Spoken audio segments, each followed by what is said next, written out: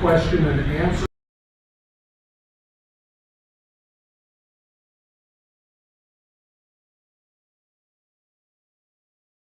For 3 minutes, and please be respectful when somebody is speaking.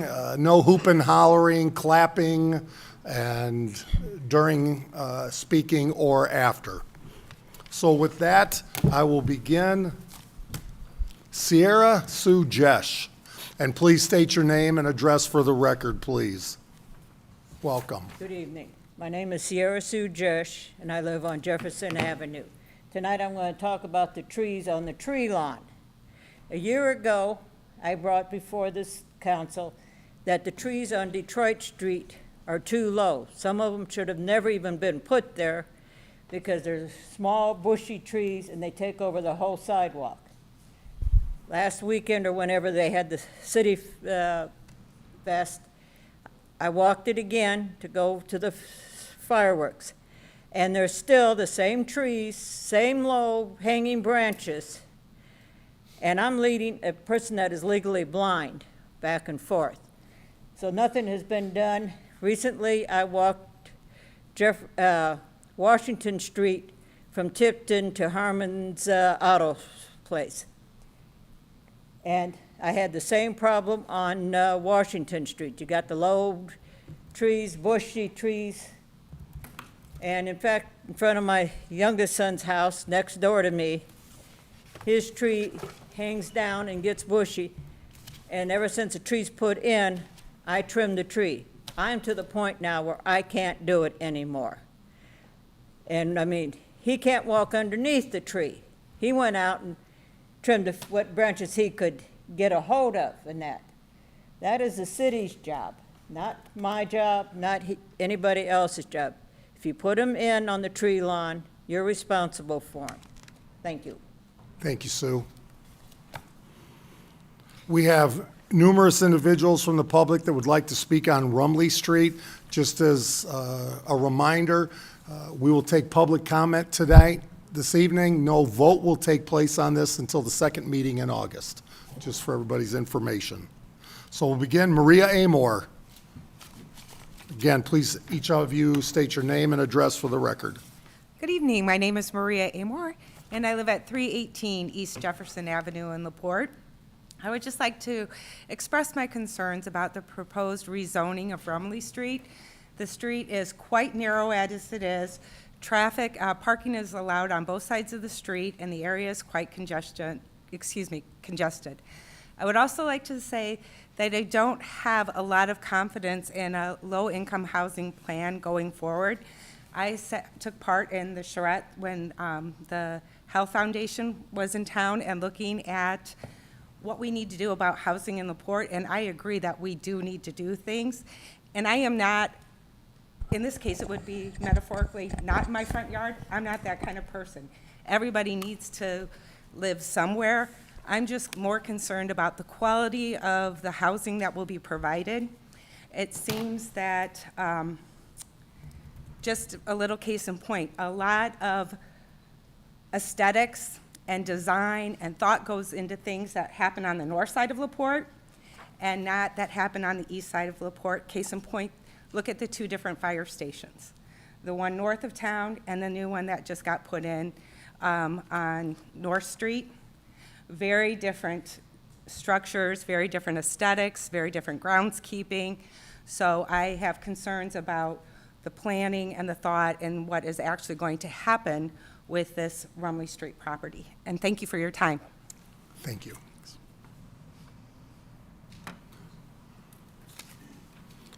Robert Wayner, 412 Niles. Welcome, Robert. Good evening, Mr. Dermody. Robert Wayer, 412 Niles Street, LaPorte, Indiana. I got several topics I'd like to cover just briefly, if I can.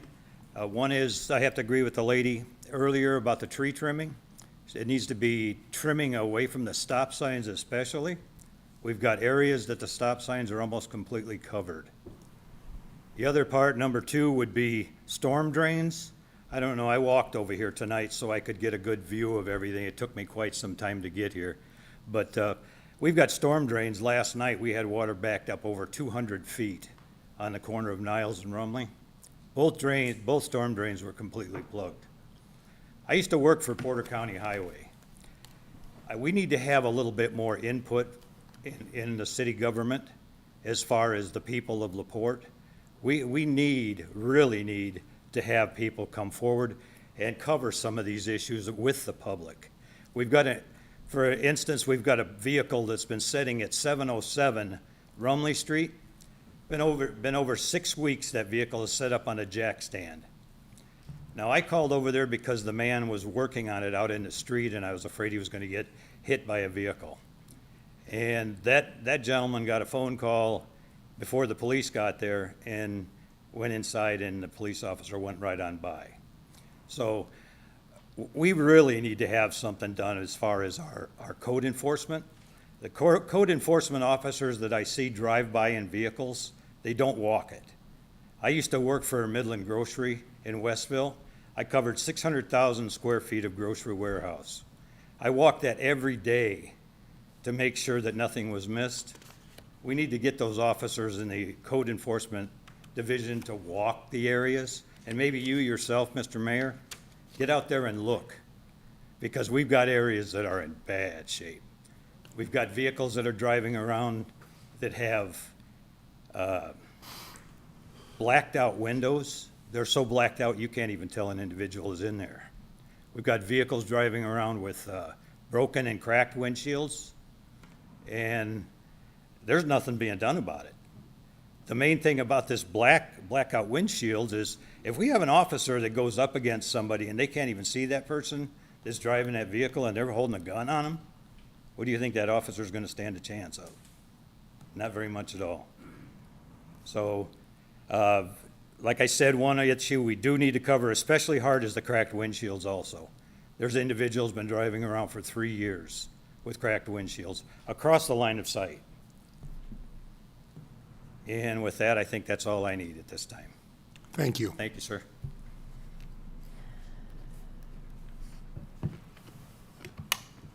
Carrie Barron.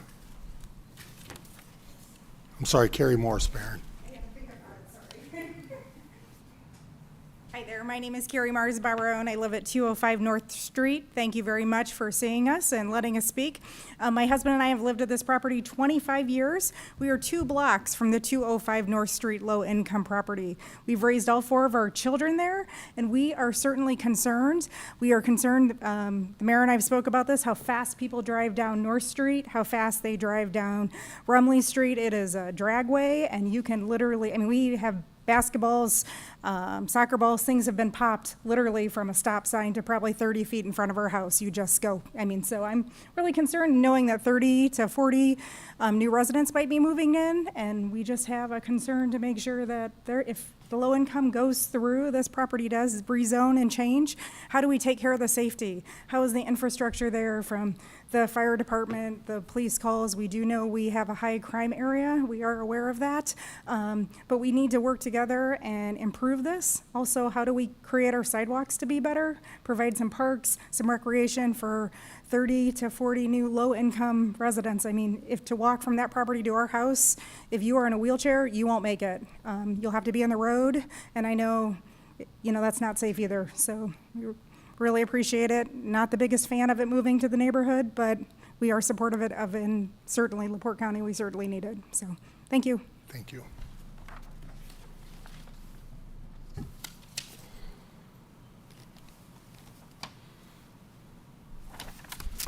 Excuse me. Mike Phillips, 801 Jefferson. It wasn't your writing, it was my eyesight or lack of. Good. I know it's pretty squabbly. Mike Phillips, 801 East Jefferson Avenue. I actually have 2 things to bring up. I've lived on that corner for 25 years. For 25 years, I've been coming up here to these things for each mayor that's been here about the flooding on that corner. We're gonna do something about it, we're gonna do something about it. Meanwhile, all the houses on that corner get wet basements every time, flooded basements. And I'd just like to see something get done with that corner eventually.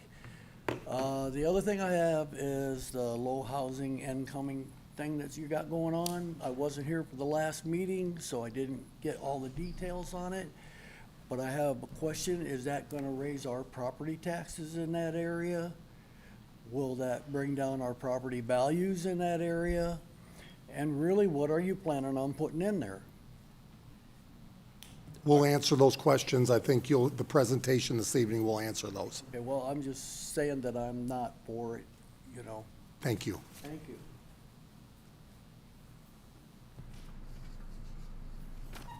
Tammy Lawrence.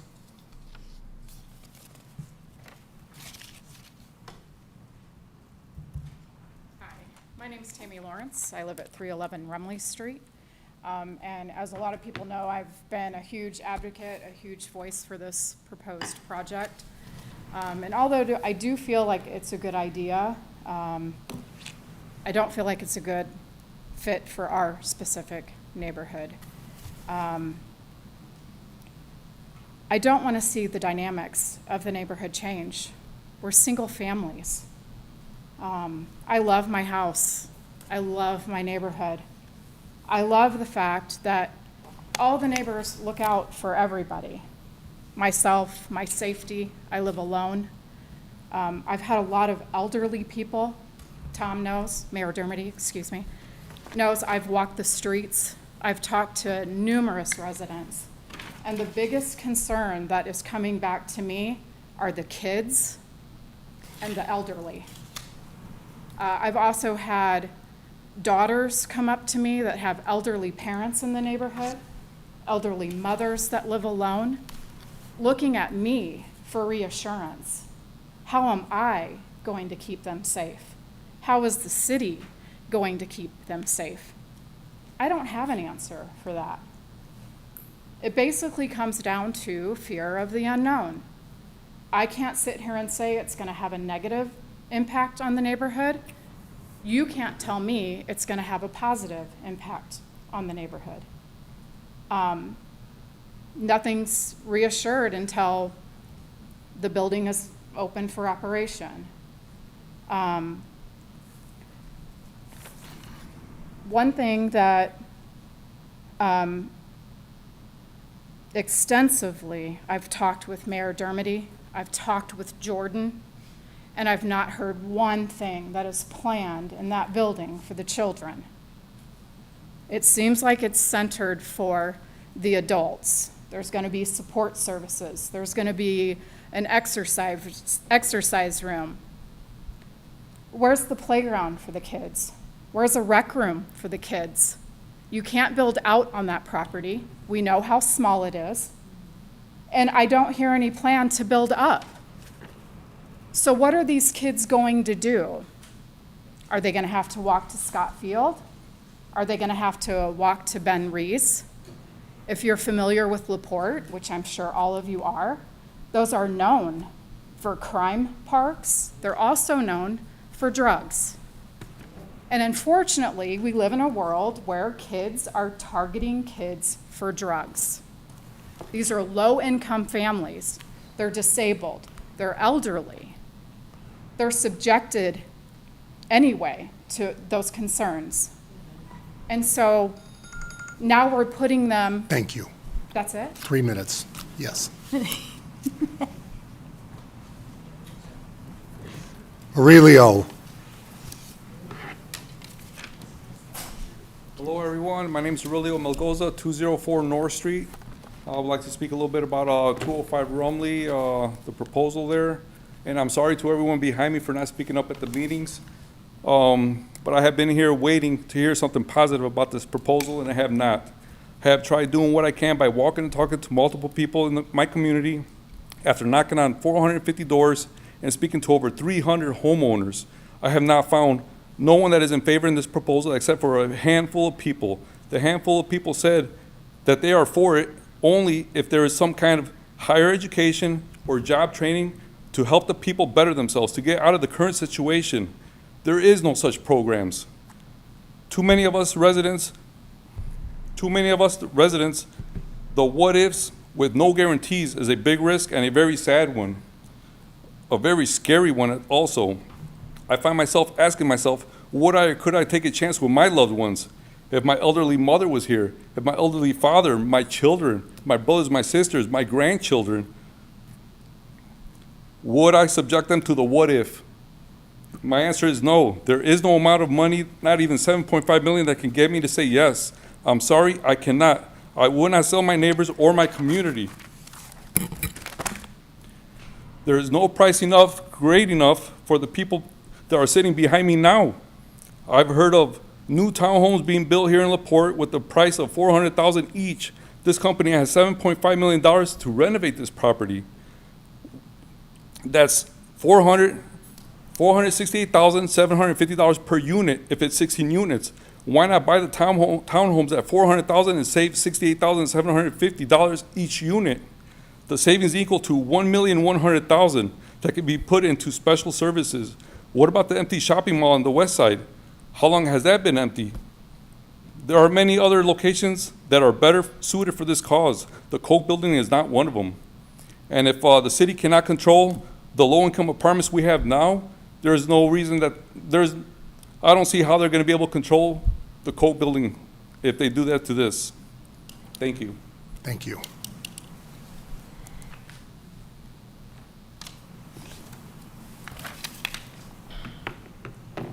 Regina Waywalk.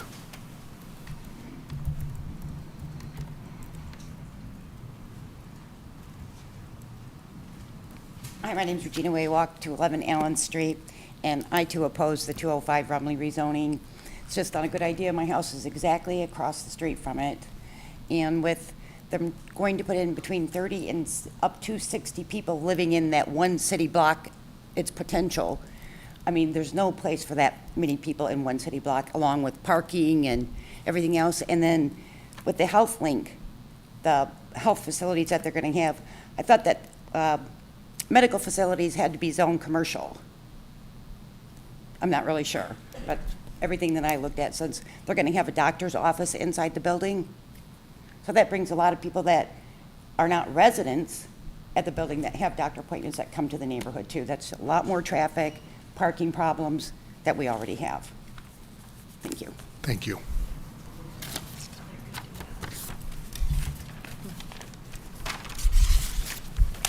Comments, council? Standing committee reports. Council President Frankie. I have no new reports. When the presentation is happening, at what point on this? That will be on the item line number 9. All right, thanks. Councilwoman Ficus. Park Board met on Wednesday, July 19th. A discussion was had regarding the new Stone Lake Lodge and the Kessling Ballpark Diamonds expansion renovation project. Mark Schreiber is looking at income estimates to finalize costs and financing for both of the projects. Permission was given for parking on the grass and extension of park hours at Soldiers Memorial Park and Fox Park for the LaPorte County Blues Festival scheduled for August 12th, the Tour de LaPorte taking place August 25th through August 27th, and the Guardian Writers Music Fest on August 26th. It was unanimously agreed that the Bolt for the Heart event will be allowed to put up a banner in the park to promote event attendance. This event will take place October 14th. And then the next meeting scheduled for Traffic Commission will be Tuesday, September 5th, 5 p.m. at the police station. Councilman Vincent. Nothing to add this evening. Councilman Galloway. Police Merit Commission will meet a week from tomorrow, the 15th, at 2 o'clock at the police station. Councilwoman Cutler. The bid board will meet this month on Monday, August 14th, and the UEA meets this month on Wednesday, August 16th. Councilwoman West. Nothing to report tonight. Councilwoman Konechny. The Airport Authority. The LaPorte Airport will be hosting Airfair 2023 this weekend. The dates and hours are as follows. Saturday, August 12th from 9 a.m. until 5 p.m., and Sunday, August 13th from 9 a.m. until 3 p.m. The ever-popular pancake breakfast will be held on Sunday, August 13th from 7 a.m. until noon. Pre-sale tickets are available at the airport terminal until August 13th. Tickets are $10 per adult. This year's airfare will feature the commemorative Air Force's Rise Above exhibit, which features a static display of a restored P-51C Mustang and a mobile theater honoring the Tuskegee Airmen. Entrance to the event and theater is free. The Region Flyers will be out again giving flights this year. Discovery flights are $40 and acrobatic flights are $180. This year, they've added a Kids Zone where kids can learn about aviation in a space just for them. Kids Zone will include party entertainment, art offering face painting at an additional charge, the LaPorte County Public Library's mobile classroom, aviation and STEM educational videos, photo opportunities, and pedal planes. The airfair will also have craft vendors, flight schools, aviation organizations and colleges, antique card displays, food trucks, and much more.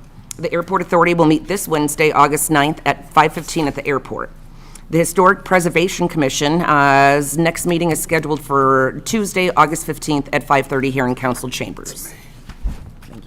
Thank you. We will now move to item number 7, which is a public hearing and ratification of ordinance 20-2023. This is regarding the bonding for the fire truck and the fire training facility. And with that, I wanted to invite Chief Snyder. I don't know if you want to add any details to that.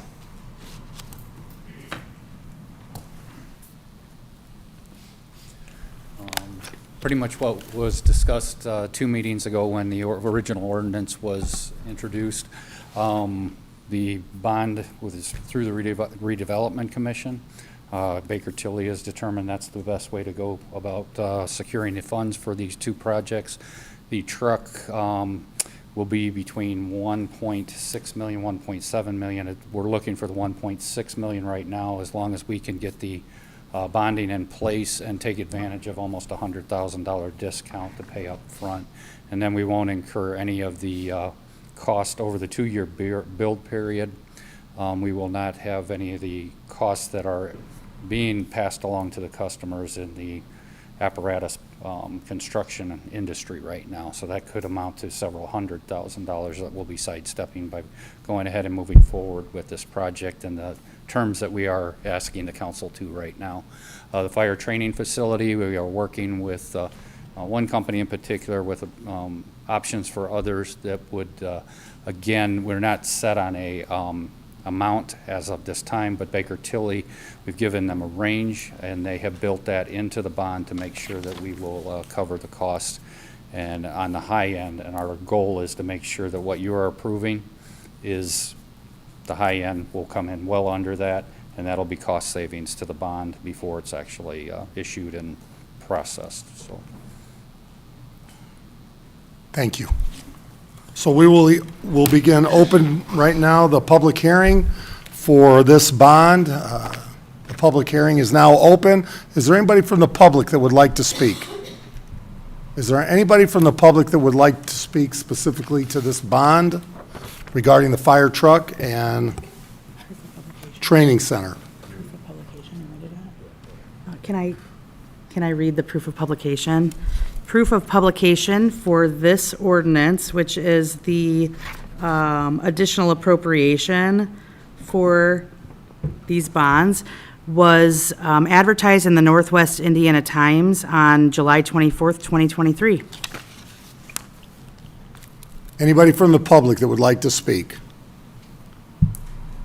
I will now close the public hearing.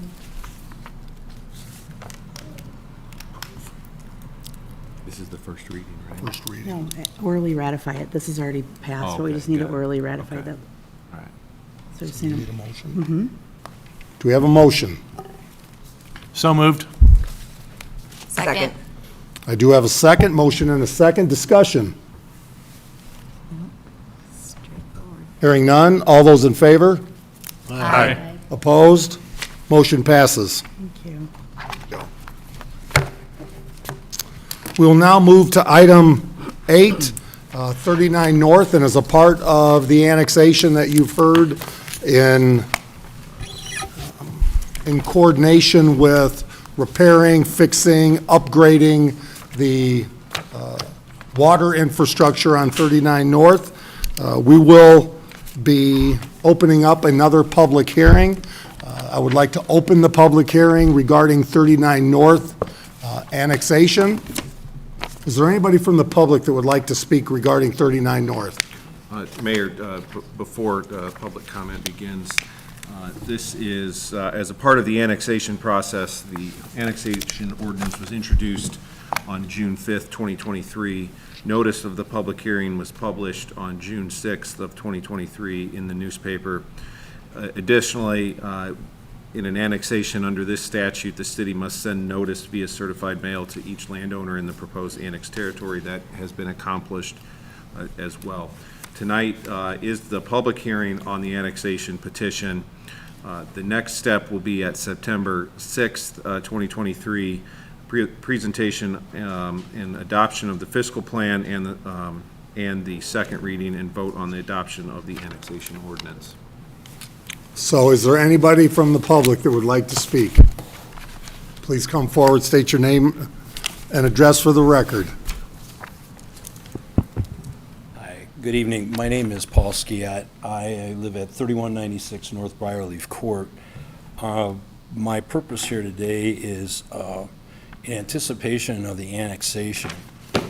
I will not say that I represent the board, the HOA board at Briarleaf, but there is an interest in what we feel to be is a void in the process. We act as a very, very strong umbrella organization for the residents there. We have 32 homeowners who pay a variety of fees to the homeowners association that would be redundant with the annexation to the city. We understand that, but what we're concerned about as the board is how we are going to be recognized as a voice, because we're technically not property owners. All the residents are property owners. We represent the umbrella organization, and we work with the residents to take care of the streets. There's a certain amount of, let's just say, maintenance that's done in central areas, and because there's not a provision in the process for the homeowners association, I would like to address the mayor and say we want to present our concerns as the homeowners association as to how we are to be heard. And I would like to get some type of a response. I don't have a petition at this time, but I can tell you we have a number of different specific concerns that we can lay out. It's just that there are different departments, there are different responsibilities, and what we're looking for is, how do we channel this? Paul, is your street within the HOA, is it public or private? Yes. Do you know if it is? Both. It's public and private. One of the concerns that we have is that we've not identified, or I don't know that we've identified, what will be considered to be the public road versus access roads. Specifically, one of the things I'm concerned about was when the ordinance was read and introduced, Kuchar Drive was specifically mentioned as a road that was going to be repaved, which is fine. But we also know as an HOA that we have roads that we are also concerned about repaving, which we are planning on taking, I guess, some responsibility for based on what the annexation process is. And I've received no notification that even a review has taken place of those roads, I would say public and private. So what we have to do is we have to determine what is going to be public and what is going to be a private. Thank you, Paul. Well, we'll have to figure, like Briarleaf Court, is that, you don't know whether that's public or private at this? Well, right now it's private. Okay. Well, we'll have to address that with you, whether you want to keep it that way. As for like trash, I know we've had this discussion, but coming into the city, I think we would help you get out of your trash contract because the city provides that service. What we would like to be able to do is get something more, let's just say, stronger than the word help. The city takes responsibility for trash once this period of annexation takes place. What is help? We just signed a contract with our trash hauler 2 years ago. It's a 5-year agreement. what we want to be able to do is say, you know, yeah, there's going to be a clean cutoff, and you're going to take care of it Right. as the city. And, you know, there are certain things that were mentioned as far as improvements were concerned in the area. Well, those improvements may or may not be a part of what we have as far as our bylaws, rules, and regulations. So we want to make sure that the homeowners association is recognized, if that's the appropriate word. My advice would be to put in writing what it is specifically you need answered, and you know, the city team would be happy to get those So answers to you. who is the city, Nick? I would say the mayor. For now, it is me, So and, we'll send it to you. yes. Okay. And as we move closer to an agreement, then we can have that conversation with our team. Wonderful. And our department heads. So what we'll do is we will send a letter. It'll probably be through our legal counsel, just to make Sure. sure that we've got it recorded properly. I'm sure you want to handle this appropriately so that the next annexation for townhomes is handled cleanly. Thank you. With the smile, he says. Any other comments? Other comments from the public? I now will close the public hearing. Do I have a motion? So moved. Second. I have a motion and a second. Further discussion regarding the first reading of this ordinance. We read the No, I already read the ordinance. Tonight was just the public hearing. But we also need a motion. You need a motion to close the public hearing, but that's it. So the motion, we do have a motion and a second. Further discussion? All in favor? Aye. Opposed? Motion passes. Councilman Vincent. Honorable Mayor, I'd like to make a motion this evening to introduce an ordinance read in its entirety for the first time. Second. I have a motion and a second. Discussion? All in favor? Aye. Opposed? Councilman Vincent. An ordinance to amend the zoning ordinance of the City of LaPorte, Indiana, as enacted August 21st, 2017, which is part of Chapter 82 of the Municipal Code of the City of LaPorte, by amending the official zoning map that is part of the zoning ordinance in order to rezone one parcel of real estate in the City of LaPorte. Whereas the parcel of real estate described below is now zoned under the zoning maps as contained in the zoning ordinance of the City of LaPorte, Indiana, which is part of Chapter 82 of the Municipal Code of the City of LaPorte, Indiana, as being in use District R1C, Single Family Residential District. Whereas the City Plan Commission of the City of LaPorte has held a properly advertised public hearing to determine whether or not it will recommend to the Common Council of the City of LaPorte, Indiana, that the parcel described above be placed in a different use district, and whereas the City Plan Commission at this public hearing considered this matter required to be considered by Indiana Code 36-7-4-603, and whereas it is the recommendation of the City Plan Commission that the official zone map of the City of LaPorte should be amended so that the parcel described above be rezoned by being placed in the R3A low-rise multifamily residential district, and whereas this ordinance would be amended to the zoning ordinance of the City of LaPorte as enacted August 21st, 2017, and which is part of Chapter 82 of the Municipal Code of the City of LaPorte, Indiana, and specifically an amendment to the official zone map of the city as included in Article 32 of the zoning ordinance of the City of LaPorte. Now therefore, be it and it is hereby ordained by the Common Council of the City of LaPorte, Indiana, that the following described parcel of real estate situated in the City of LaPorte, County of LaPorte, and State of Indiana, to wit, lots 7, 8, 9, 10, 11, and 12, and the vacated alley, all in the East Port addition to the City of LaPorte, as per plat thereof, recorded in Plat Book 1, page 184, and the Office of the Recorder of LaPorte County, Indiana, located all in Section 36 dash Township 37 North, Range 3 West, Center Township, tax parcel ID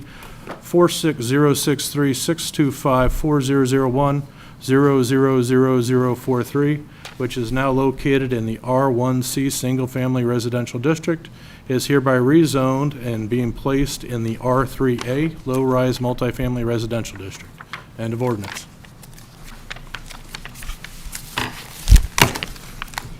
Thank you, Councilman Vincent. With us, and again, before we go into this, I should say, how did we come here? How did this come to fruition? So the school system had an opportunity looking for a new bus garage.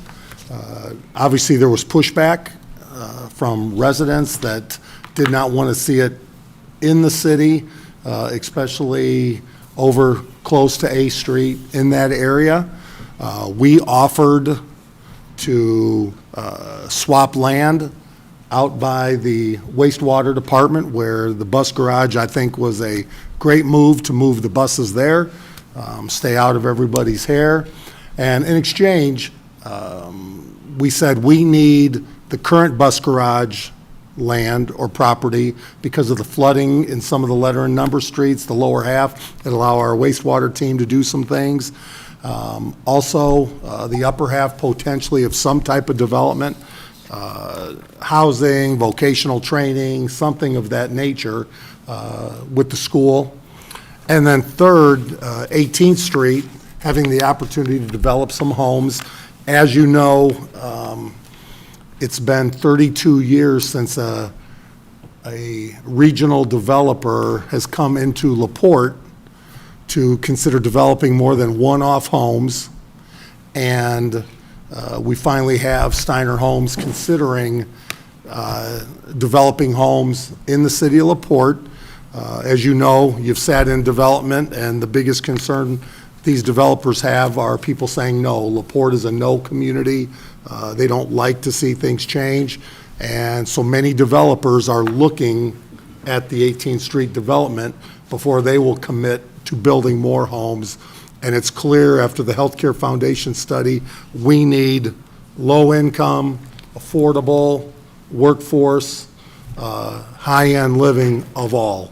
And I forget the number, but it showed, was it 4,000 homes? I forget what we need of rental and of home ownership, but we've got a lot of work to do for housing.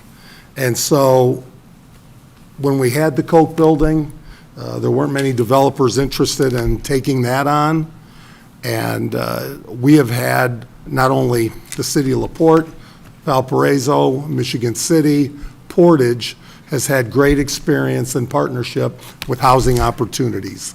And for those of you that aren't familiar with housing opportunities, they have a rental unit right across the street from St. Pete's Church right here on Michigan Avenue. And because I know there's a lot of frustration in the room and concerns, this was not the council. This was Tom Dermody as mayor that made that judgment to say, can we partner with housing opportunities? And so Jordan Stanfill, who has the CEO of Housing Opportunities, and again, has helped many people as a nonprofit provide housing. And every day I receive phone calls, our office receive phone calls, I'm sure you do, people saying, why are you ignoring and not providing more affordable housing? So it's a difficult task because we can't get builders in here to build, but as well, we do have a need. So Jordan, if you'd like to come over, and I think we have, Craig, are you going to run, or? I can. I've got it. To give a little background for the council. And again, one other thing, Jordan, just to clarify, the city has not invested any funds into this. We just have ownership with the school system on this building, and you have gone after grants that we can't go after to do this. Sure. Yeah, thanks for having me here tonight. So again, I'm Jordan Stanfill, representing housing opportunities on this potential project with the city of LaPorte. Just some quick background on housing opportunities and the work we do. So we are a nonprofit organization that works with people who are low income, seniors, and people with disabilities, and any sort of housing, whether it's homelessness all the way up to home ownership, and projects we've done. And we had an opportunity to apply for some competitive funds through the state of Indiana in late 2021 through some American Rescue Plan funds. So we were one of 7 teams selected across the state to propose a supportive housing project. And we committed to doing that project in LaPorte County. And so we went through some extensive planning and training with the state, and we started to approach folks in LaPorte County about the potential for having this project located in Michigan City or LaPorte. And the mayor was adamant that he wanted to see this project happen in the city of LaPorte because of the huge need, documented need for this type of housing, for both supportive housing and low-income housing in general, which is why we're here today. And so again, wanted to give it a little bit of snapshot before we jump into this particular project on the type of work we do. So this building here is the first building that our organization ever owned. And so this is what it looked like before we did some updates, and this is what it looks like now as of today. This is a special project to me because this is my first rehab project I ever did with the organization in my last 12 years. And so this is located in Valparaiso. It's an 8-unit, it's 2 buildings, 8-unit, 2-bedroom townhomes, again, for affordable housing for folks that, again, it's just like housing like anywhere else in the community. So people have a lease for a year. They just pay rents at lower, below market rate. So the rents on these right now are about, I think they're $650 to $700 a month for a 2-bedroom. People pay electric on top of that. Next one, if you would. This is a supportive housing project we did in the city of Michigan City. It was a scattered site, 20-unit project. There are 9 units here. This building, as you can see, was abandoned, vacant, a lot of crime in the neighborhood, historic district in the city of Michigan City, and this is what it looks like as of today. And so this is, again, this side is 5 townhomes, and there's 4 more on the back side there. Again, 2 bedrooms, supportive housing, similar to the project we're going to talk about here tonight. Next one, if you would. This is a rehab project we did. Again, it was an integrated project, some supportive housing, some rental housing for some apartments in Valparaiso. This is the before and the now after, what it looks like today. Oh, sorry. So this one, the previous entity that owned those apartments had owned them for like 30-some years. They hadn't had quite an injection of kind of sprucing it up, and we were able to do that here. This project opened in 2018, so we're really proud of those units there. This is 15 one-bedroom apartments. This is the building the mayor referenced on Michigan Avenue here. It's in a historic district as well. We had great success working with the folks at the Historical Society to make sure we had the neighborhood feel included in this project. This building is not historic in nature. It was built in the 50s, but wanted to be mindful about the neighbors and the neighborhood as well. We opened this up right at the end of 2021 or 2022, I believe, and this is what it looks like today. And so this is representative of the type of work we like to do, blending into the neighborhood. If you go down that road, as many of you do, you're not going to know it's a housing opportunities building that serves low-income folks, and that's what we want to make sure to strive to be part of neighborhoods. I keep joking because this is a project that came in way under budget, which doesn't happen much these days. We were able to add on some great amenities, including solar panels here. So again, this is a straight rental project for people who are at or below a certain income threshold, a mixture of studios, 1s and 2 bedrooms, and rents are anywhere from $450 to $650 on those. Includes all utilities and Wi-Fi in their rent, on-site laundry, and of course solar panels there to help us offset those utility costs for folks. I think that's all that we have here. So the project at 205 Rumley is a supportive housing project.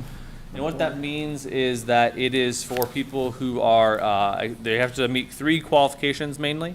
They're extremely low income, they are exiting the homeless system, and someone in the household has to have a diagnosed disability that qualifies. And what that means for disability status is we're mainly going to interact with people who have physical disabilities and chronic health conditions. That's the majority of folks that we typically see. And then some will certainly have mental illness, and some will have substance use issues. And there could be again a smattering of people who might have a developmental disability or something like that. But primarily, 75% are the physical chronic health conditions, and the rest of those are also qualifying disabilities too. So we're proposing to convert the existing 205 Rumley site into 16 apartments, 10 one-bedroom apartments, and 6 2-bedrooms. So a mixture of couples or singles and family units there on site. And the building The way supportive housing works to help make sure that the folks who need this type of housing stay housed long-term. And for us, we operate 56 units of this type of housing across those 4 cities that we serve.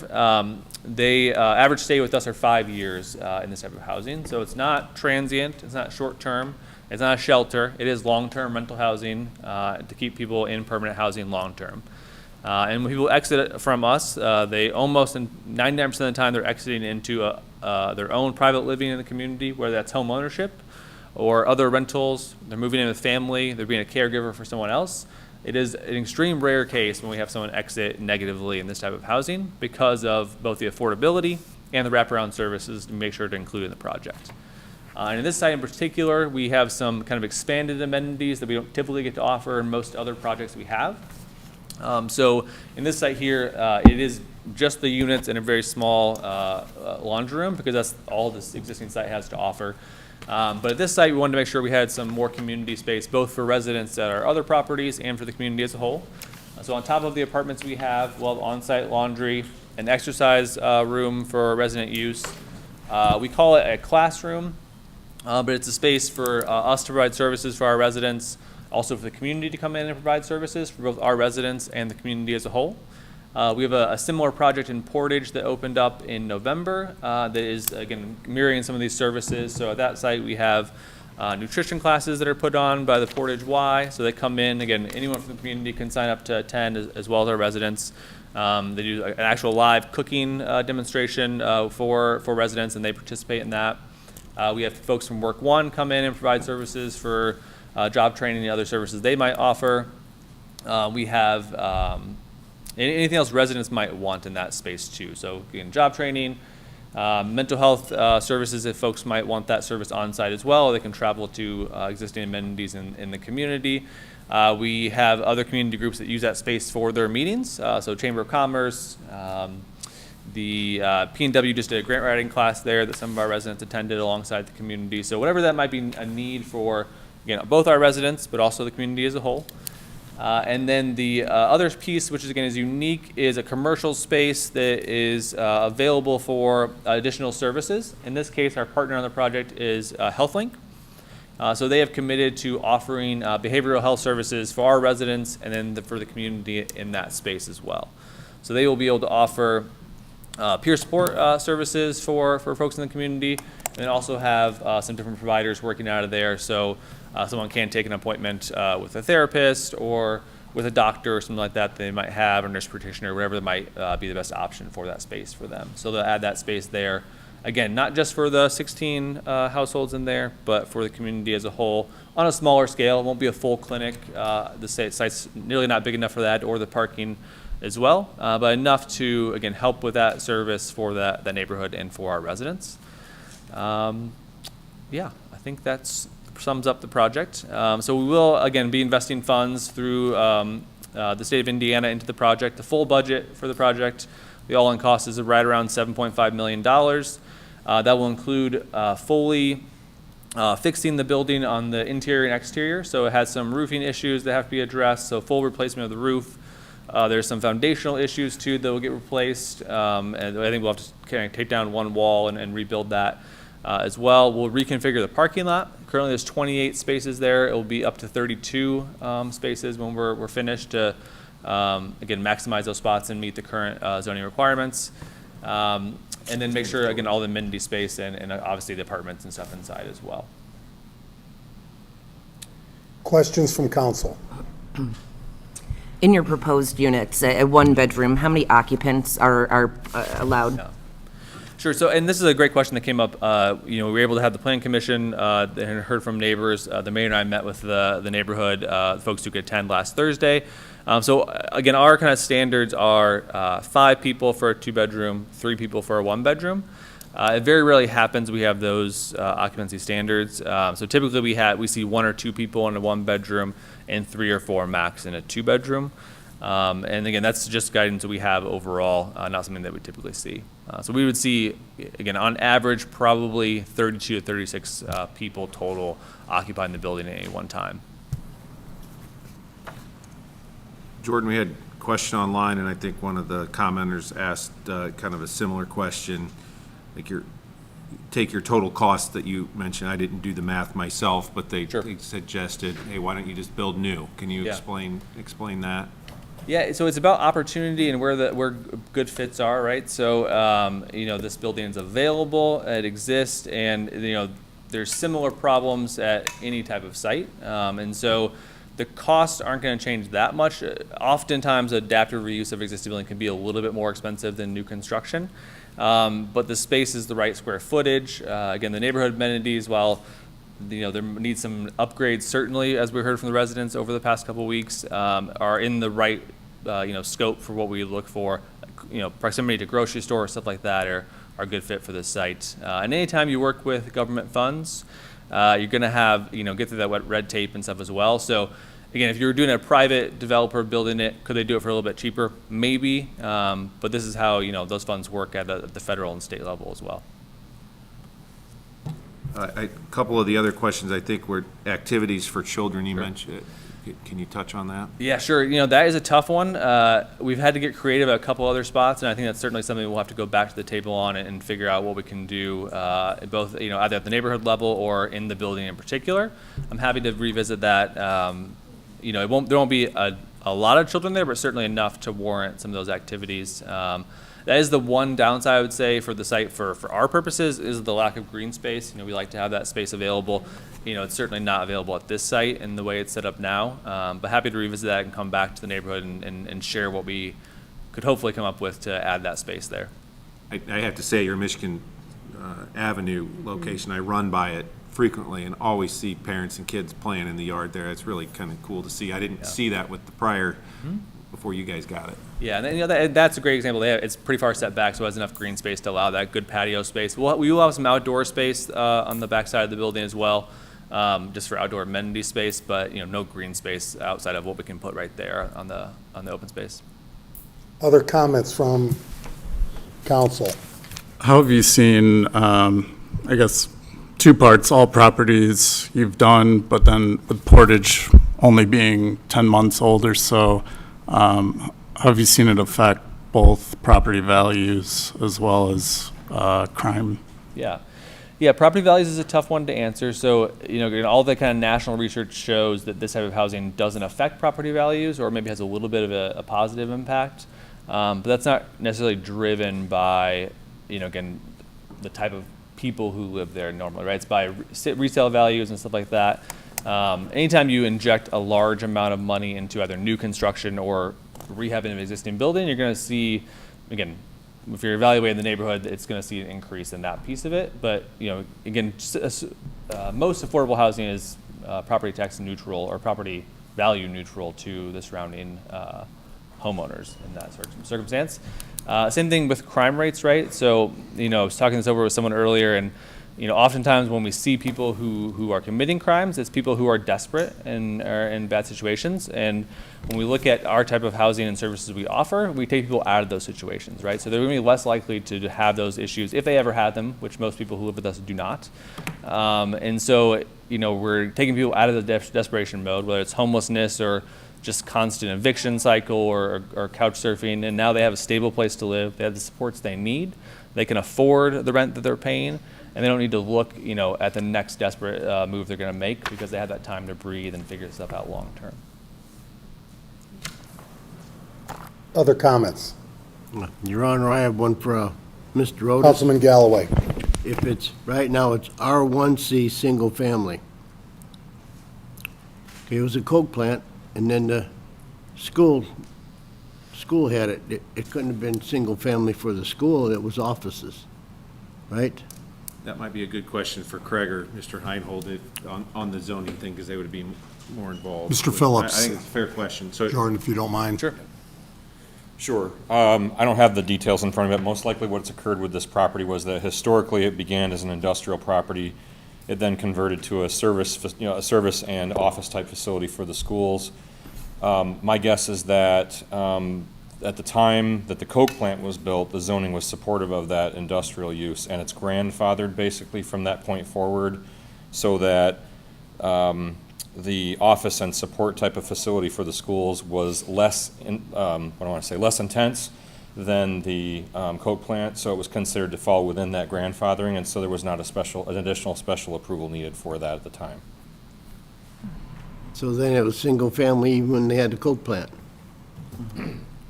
I don't, Mr. Galloway, I don't know what the zoning of the property was at the time the coke plant was built. I would have to do some research to figure that out, but I can get that information between now and the next council meeting if possible.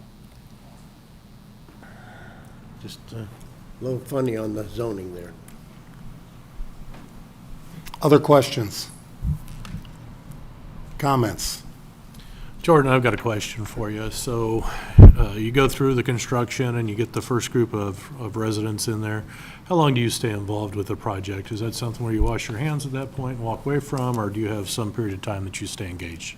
Yeah, so we will own, manage, and maintain the building for well, we see it as a forever process, but the actual funding requires for this is 30 years. So it's guaranteed to be affordable in its current state when we open it, and we are involved in it for a 30-year compliance period for that piece of it. Thank you. Yeah. And how long have you owned Michigan Avenue?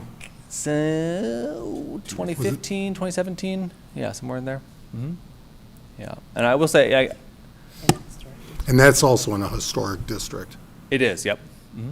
And I appreciated, the passion of the city of LaPorte from the mayor on down. Again, got to meet many of the neighborhood over the past couple of weeks. Again, great input and questions. I think we were here for 2.5 hours last Thursday answering those questions. Again, hopefully we're able to give as much information as people needed, and happy to keep doing that as we become part of the neighborhood, hopefully over the next year. I have a question. What happens during the application process when people come that want to live there? What happens? Yeah, so again, if everything happens in the way we hope it does, we would look to start construction in the spring and have a 12 to 18 month construction period, hopefully closer to 12. So we'd look to start the lease-up process probably 6 months before we were slated to open. And so for that point, we would look at folks who have done assessments who might qualify based on income and disability status as well. So we started kind of the top of the list and work our way down to make sure people both want this opportunity and they may not for a variety of reasons based on location or whatever the case is. But then once we've identified that they're interested in doing that, then we go through the qualifications. So I have to verify their income, disability status, and that they can qualify, pass background checks and all that sort of thing. And then hopefully get them in on day one. And then you will not rent to sex offenders, violent offenders. Yep. Yeah. So again, we do a national check as well, and this project, the state has additional qualifications and standards for background checks. Same for us. So no one as a sex offender can live there, and then no one has a violent crime conviction as well. And if somebody's residing there, say in a one bedroom and becoming a relationship and the partner moves in, is that background check then done to that partner as well? Yeah, so you'd have to add them to the lease, and that would trigger that requirement. So the lease does provide for, only, I think it's 5 days a year someone can have like an overnight guest, and outside that, they'd have to add them to the lease or be in violation of the lease. And at that point, they have to sign. They'd also have to income qualify. So, it's not something where someone can move in on day one and they have very little income, and then move in 3 other people, and all of a sudden they have lots of income, right? So that would disqualify them from living there at that point. So there's protections there to do that. And we have to recertify the income of the entire household annually and report that to the state, and we get monitored in 2 different ways annually as well.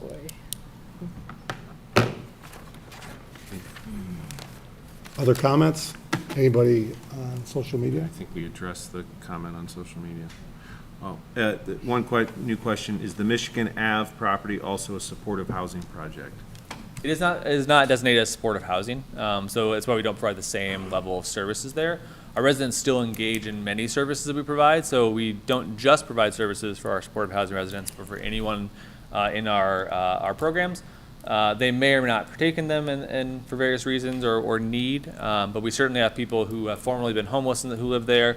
Certainly people who are age 55 plus, who need kind of senior level services, and then certainly people who have disabilities live there as well. Other comments?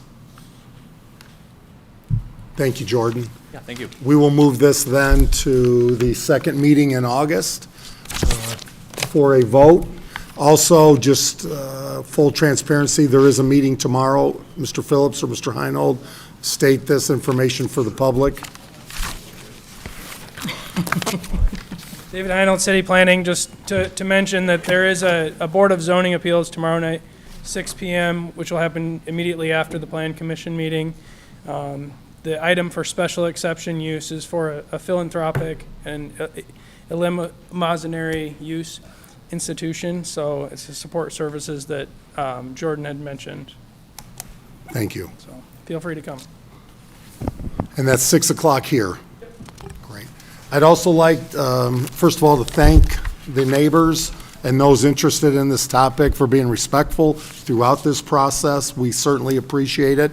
Number two, like we always offer, those that come for an issue, I'll take a moment of pause to allow anybody that doesn't want to stick around for the rest of the agenda that's not related to this item, that they can leave and enjoy the rest of their evening, if you so choose. I do have one more quick question on this. It sounds like you've already had a meeting or two with the residents, but will there be, or is there an opportunity for anyone that still has questions to reach out to you or get those answered? Well, absolutely, yep. So my cards are available, I can do that. I think a lot of folks already have that information too, but happy to provide that in any way that makes sense. Again, in an ongoing way as well, happy to continue meet as, you know, again, hopefully you are going to approve this here in the next 30 days, but, you know, we'll look to engage the neighborhood ongoing. As I've stated from the beginning, we'll be part of that neighborhood, so our residents will, you know, who are already in this community will be in the neighborhood and want to be a part of it as well. So we've invited those folks. We'll have a residents council, so we've invited the neighborhood to have a representative on that council for our building and the people that live there. And we're happy to do the same for their neighborhood association if they're willing to do that. Okay, thanks. Yeah. And Jordan, you'll stick around after? Yep. For a happy to. few? And then my cell phone, 219-363-7293, available for text, call, and I believe all the council members have their email up on the website, City of LaPorte. Feel free, and please interact with them as well before August 21st, which is the next meeting. So we will move to Councilwoman Ficus, public hearing and introduction of a resolution. Your Honor, I move to introduce a resolution read for the first and only time in its entirety. Second. I'm going to pause for one moment. Yeah, you did. Sure did.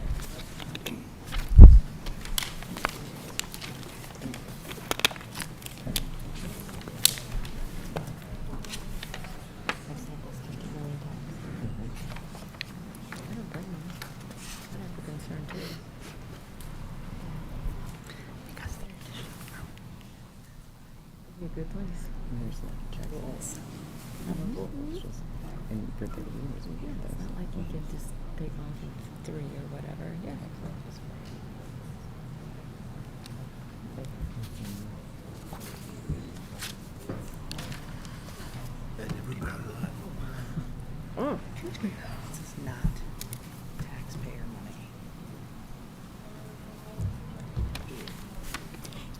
Okay, so I do have a motion and a second for this resolution for non-taxpayer money.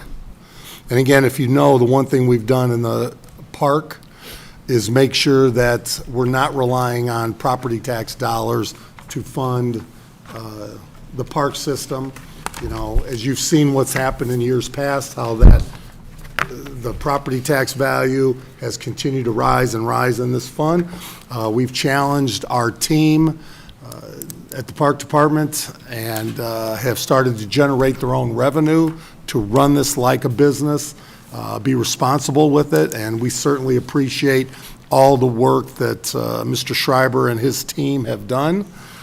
So with that, I do have a motion and a second on a resolution. All in favor? Aye. Opposed? Councilwoman Ficus. Additional appropriation for park non-reverting and civic non-reverting. Whereas it has been determined that it is now necessary to appropriate more money than was appropriated in the annual budget. Now therefore, Section 1, be it resolved by the Common Council of the City of LaPorte, LaPorte County, Indiana, that for the expenses of the taxing unit, the following additional sums of money are hereby appropriated out of the fund named and for the purposes specified, subject to the laws governing the same. Park non-reverting. 2211-803-391.002, Lakefest expenses. Amount requested, $40,000. Amount approved, $40,000. Civic non-reverting. 5504-803-111.000, salaries. Amount requested, $10,000. Amount approved, $10,000. 5504-803-241.000, other supplies. Amount requested, $15,000. Amount approved, $15,000. 5504-803-315.000, event staff. Amount requested, $7,500. Amount approved, $7,500. 5504-803-331.000, printing advertising. Amount requested, $2,000. Amount approved, $2,000. 5504-803-391.000, other services. Amount requested, $15,000. Amount approved, $15,000. 5504-803-391.002, event costs. Amount requested, $295,000. Amount approved, $295,000. 5504-803-391.003, liquor expenses. Amount requested, $66,000. Amount approved, $66,000. 5504-803-391.004, concession expenses. Amount requested, $14,000. Amount approved, $14,000. 5504-803-441.000, equipment. Amount requested, $5,000. Amount approved, $5,000. Civic non-reverting total, $429,500. Amount requested, amount approved, $429,500. End of resolution. So we do have Mark Schreiber, Brett Benversi would like to come forward to state. Good evening. Yeah, and I'll try to be as succinct as possible with this. So both of these are just residues of doing more business, right? More money that comes in, more things you do, the more your expenses go up. The park non-reverting comes into play in that the first 2 years of Lakefest, we used a restricted account to house all the monies that went and paid out for Lakefest, which is completely paid for itself through sponsorship and earned income. We made the decision now that we're in year 3 and we have every intention of doing this as an annual event to move this into a budgeted thing with the park non-reverting. So when we originally projected that, we based it upon last year's event, which was just under $60,000 in expenses.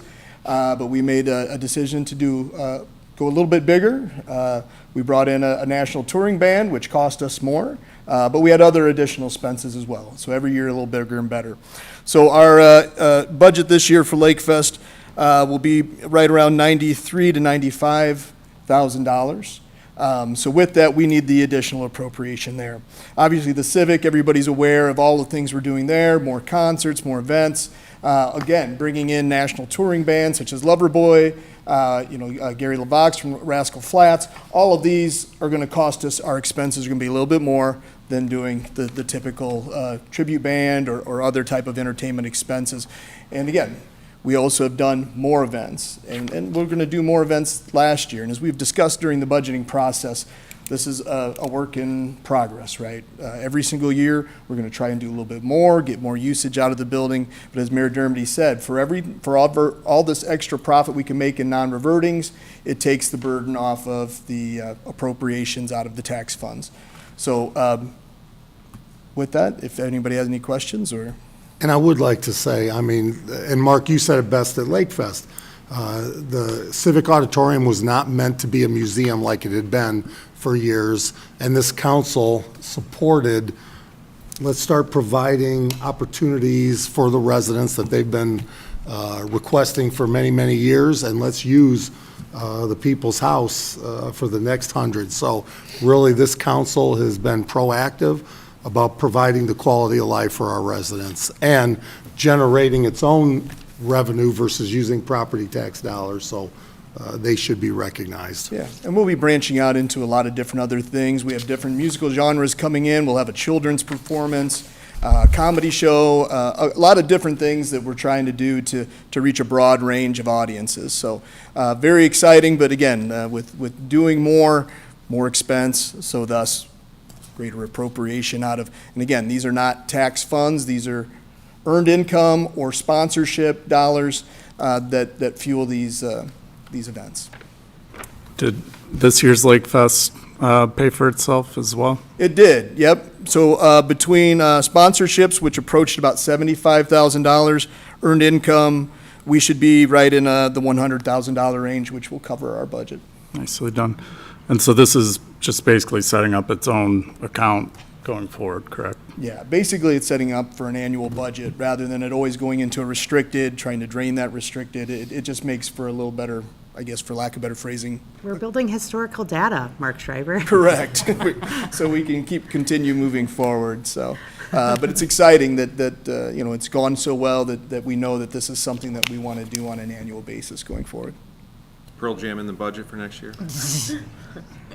We can't give that away just yet. How about Brooks and Dunn?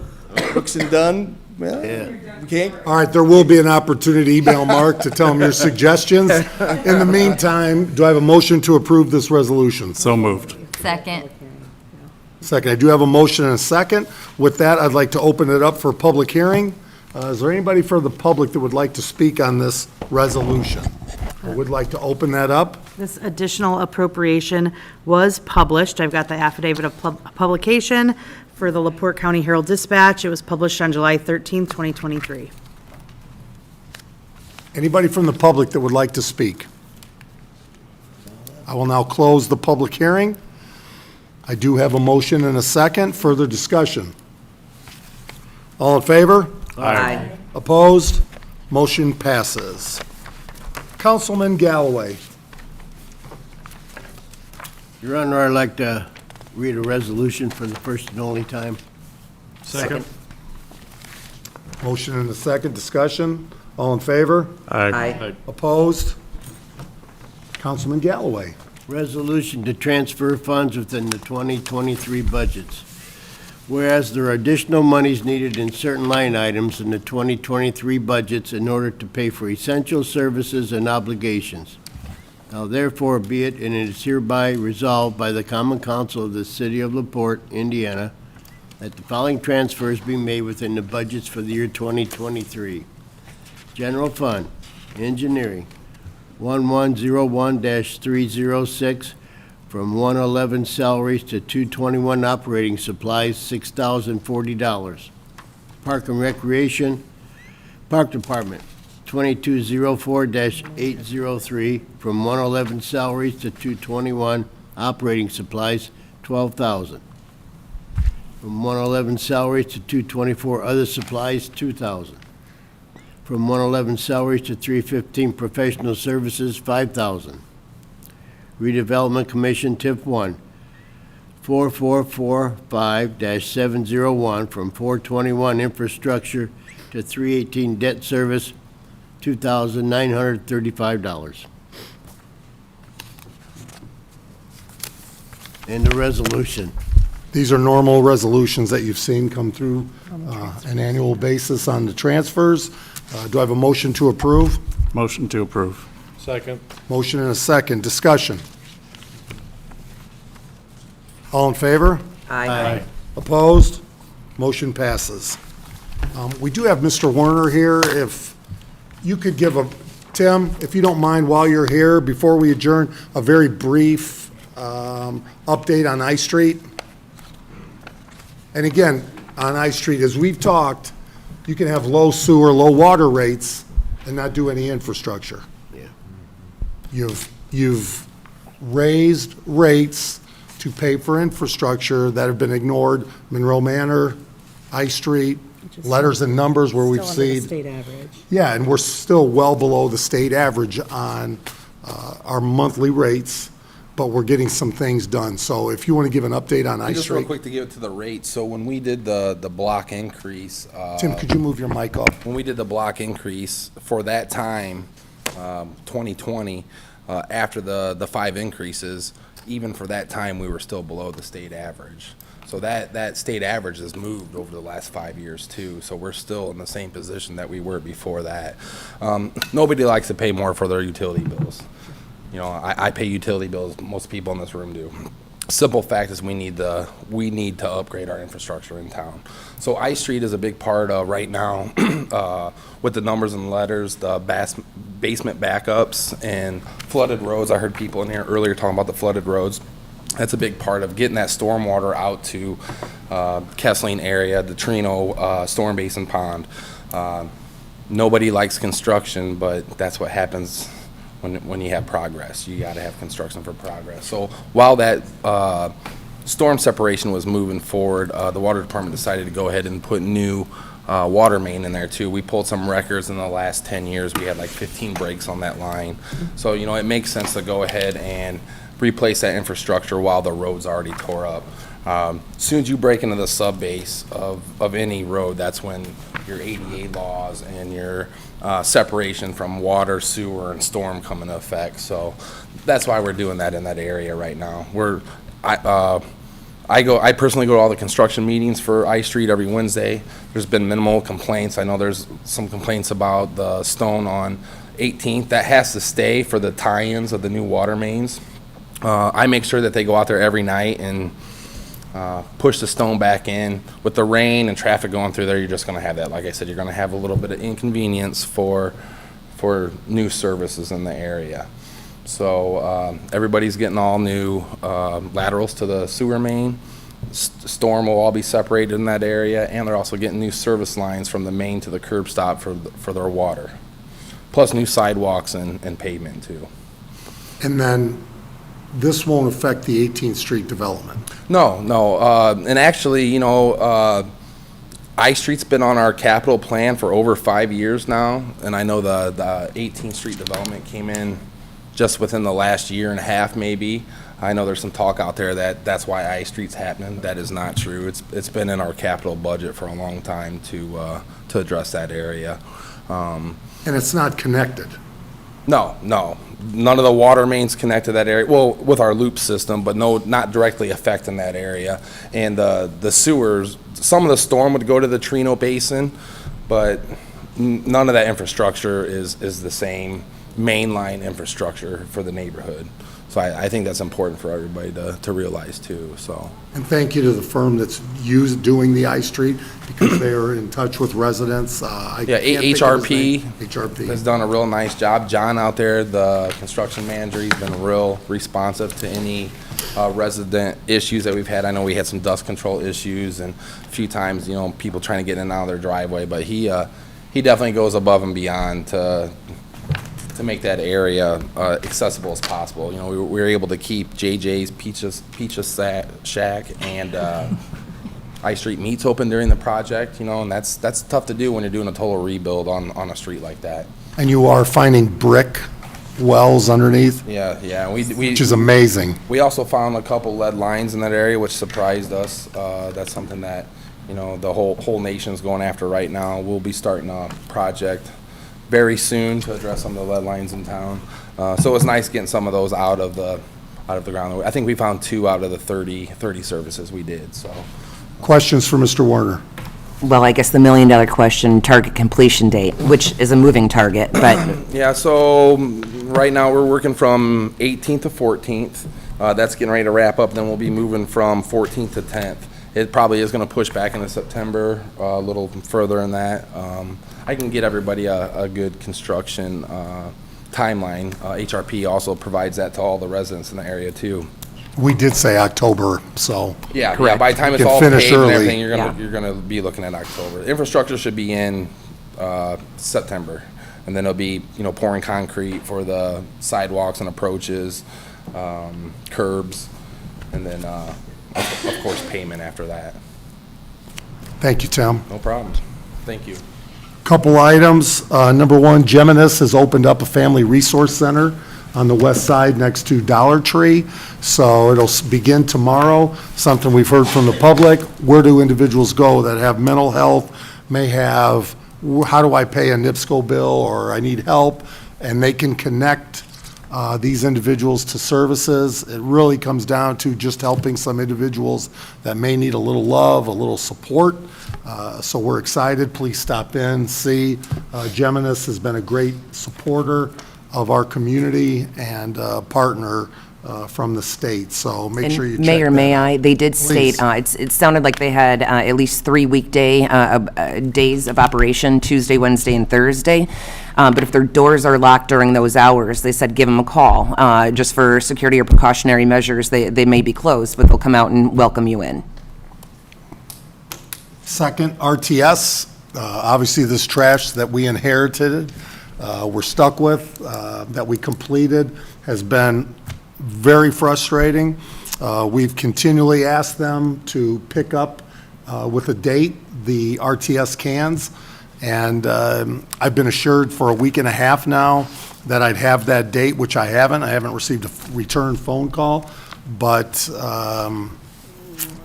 this has been a frustrating company, and I apologize to the residents that have had to deal with RTS on a daily basis for the past 4 years.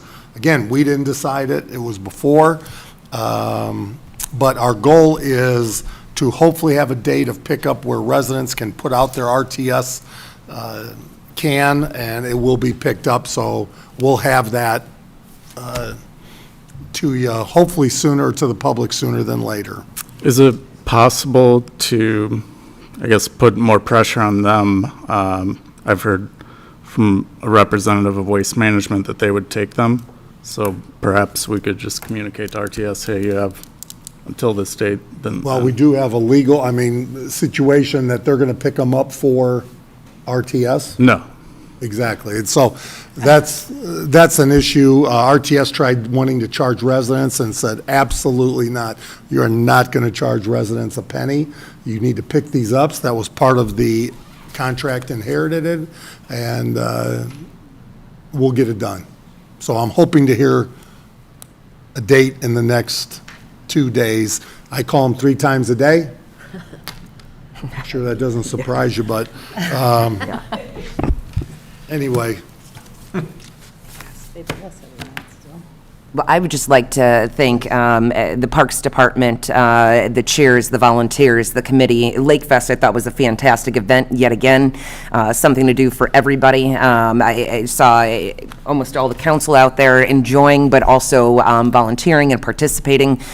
So hats off to you gentlemen, the ladies out there, and to the city. So Mayor, this was, I think, your brainchild, and I think it's well welcomed and appreciated. Well, it is Mr. Schreiber. That's who it is. He's taken it away from me and has done phenomenal. So I give him that credit. And then also this Friday, we have, Cheeseburger in Paradise. what is it? Cheeseburger in Paradise. Cheeseburger in Paradise, which has been very popular, Friday at 6 to 10. So go to the Stitch, enjoy a burger and some Jimmy Buffett music, correct? Any other comments? Do I have a motion? Motion to adjourn. Second. Motion and a second, all in favor? Aye. Opposed? We are adjourned. Have a great evening, everybody. Bingo.